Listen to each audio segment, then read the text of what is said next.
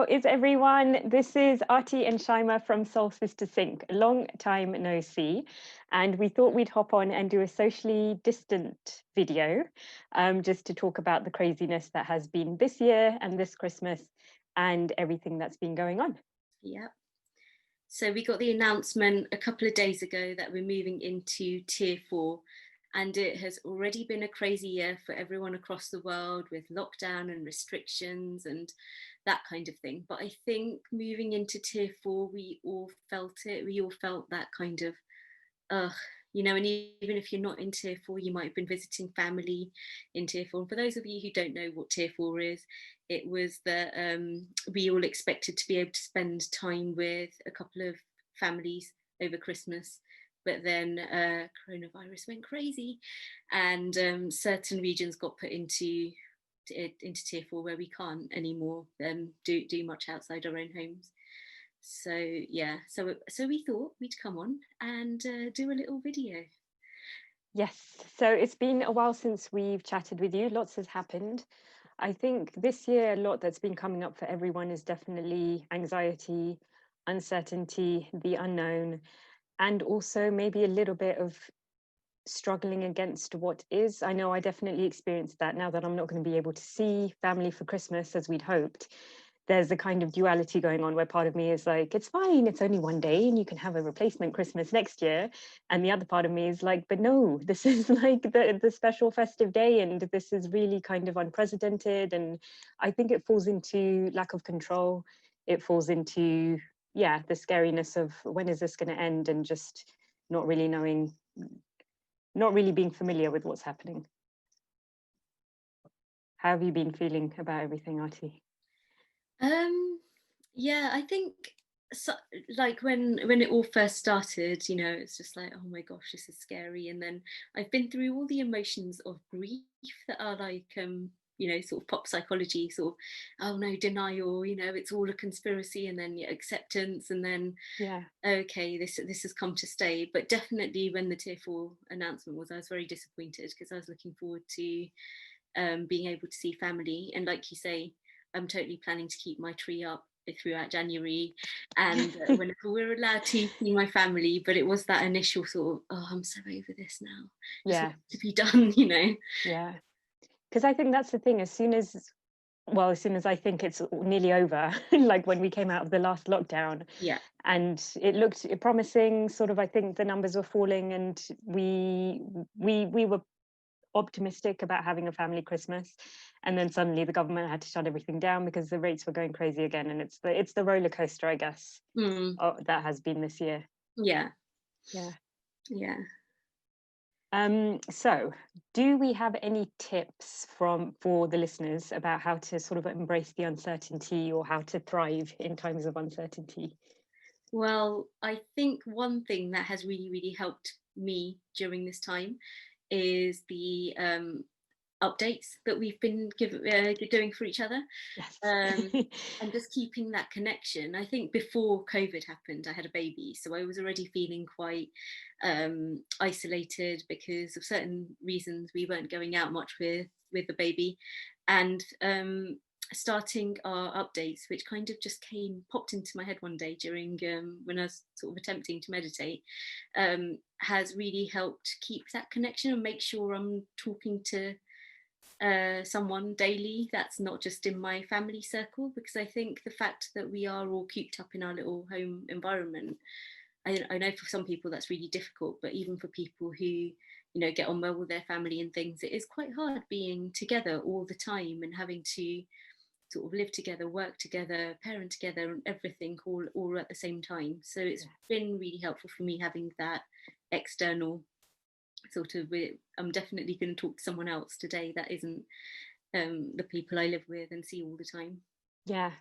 Yeah, that's a really good point. And so just to give a bit more detail, the updates that we've been doing is we essentially ask each other the same series of questions every day, and life happens, so we don't always sort of, we'll either send it to each other in the evening or the next morning, and we'll just update a few things that have been happening every day. So maybe something we're grateful for, something that we've noticed about ourselves, maybe a trigger, and we just talk through that. And as Artie says, it's been really, really amazing. It's like keeping a diary, but a diary with a really close friend. So a shared diary, and that we like can reflect things to each other. If we want advice, we'll ask the other. And yeah, it's been incredible.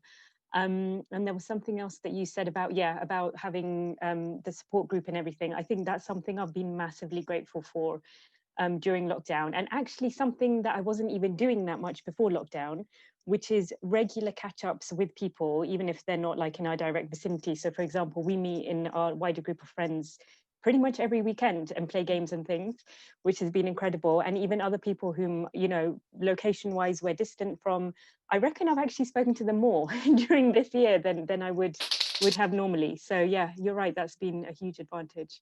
Yeah, and a massive advantage of the technology, and kind of actually, we might be physically disconnected from each other, but we don't have to be emotionally disconnected from each other and emotionally distant.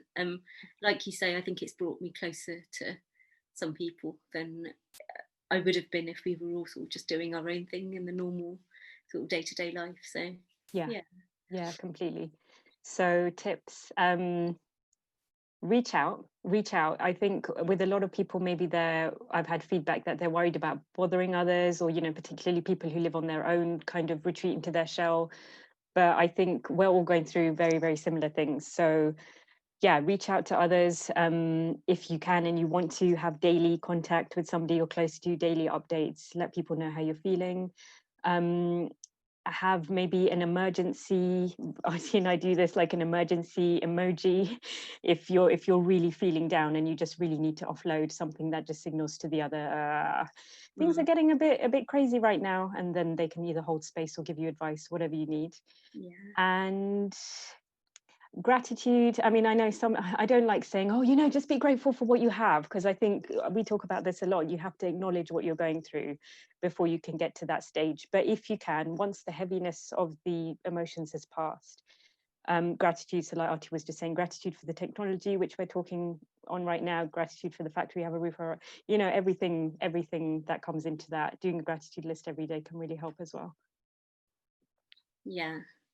And be creative as well. Like, I mean, not just in our updates, I've been creative outside those as well, but we are sometimes really creative in our updates as well. We'll sort of send each other a series of pictures and go, okay, you can decipher what it is, or or do it in a funny accent. And they've evolved over time. So like we've put some jokes in sometimes, and you know, songs and that kind of thing. um, Being creative really gets us out of our thinking head into our feeling body, and that's where we can really express our emotions and release, and you know, be joyful and be happy, and don't, the point is not to think too much about it. And yeah, that really helps sort of get us out of our heads. Yeah. Yeah, I love that. Yeah, we start giving each other riddles, which is super fun. Sometimes riddles that relate to something about us, and sometimes just random riddles. Yeah. Yay. It's worked out really well. Okay, is there anything else we want to share? Well, there's all the usual things. So make sure you're getting some daylight every day. It Yes. really, really helps, especially in the winter months. You might think, oh, it's cloudy and dark outside, so what difference is it going to make? But it really helps your circadian rhythms, which help you sleep, which then help your mood and everything else. And doing some exercise every day, so going out for a walk, and you get the daylight at the same time, kind of thing. If you're working from home, then I'd recommend working near a window, so you can see Shimes working near a window. Oh yeah. But working near a window so you can get that daylight in, which is actually an advantage to being in an office.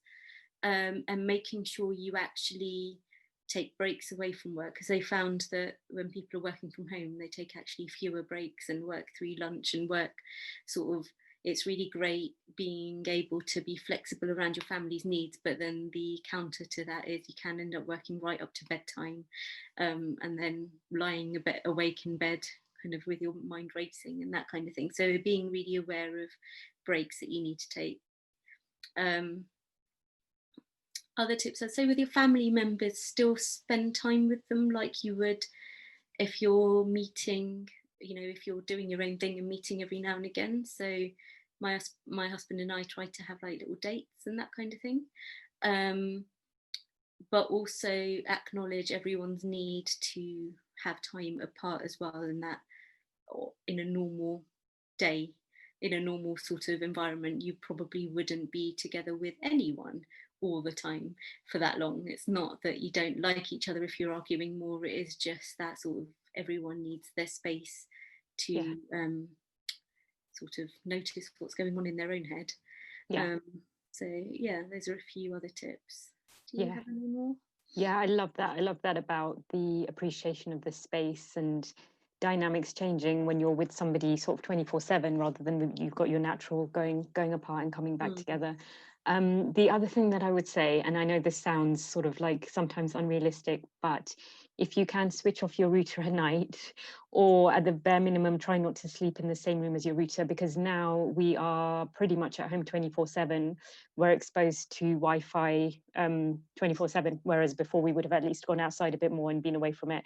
And whilst I know Wi-Fi is safe, it can sometimes, as you say, mess with the circadian rhythms or just interrupt our patterns a little bit. So if you can, as Archie says, get outside as much as you can. That's ideal. And whilst you're at home, whilst you're sleeping, just stay away from the router as much as possible. Put your phone on airplane mode if possible, and that will Yeah. help you get a restful night's sleep.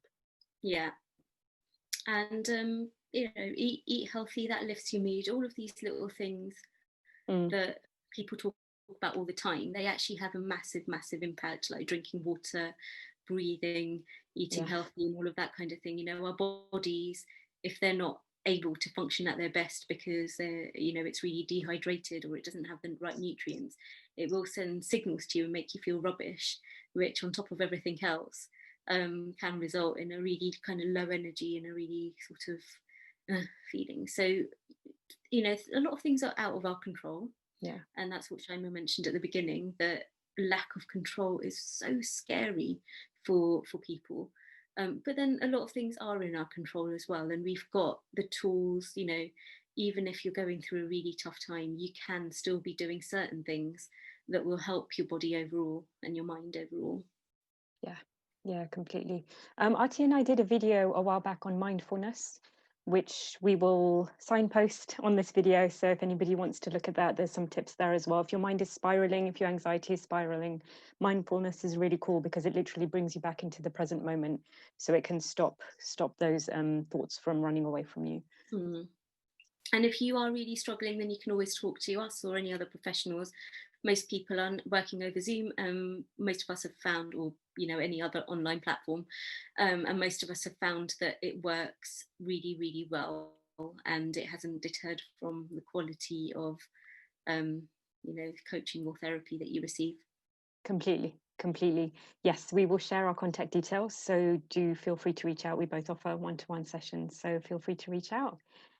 And if there's nothing else, Let us know if you have any questions or anything you need. We're hoping we'll do more videos from now on, now that we're back on track. So yes. yeah. Yeah, good point. Yeah, if there's anything you want us to talk about, anything in particular you've struggled with this year, anything that's come up for you, anything maybe you're looking to manifest, because I know people have gone through many changes this year and maybe they want to manifest certain things. So yeah, any questions, anything we haven't addressed, just drop it in the comments. And yeah, we can't wait to do more videos. Yes. Thank you for watching, and Thank, we'll see you soon. thank you so much. See you soon. Bye.